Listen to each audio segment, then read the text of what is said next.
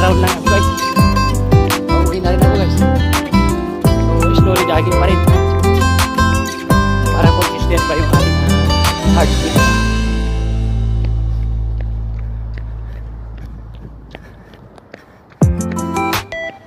Kita na yung araw.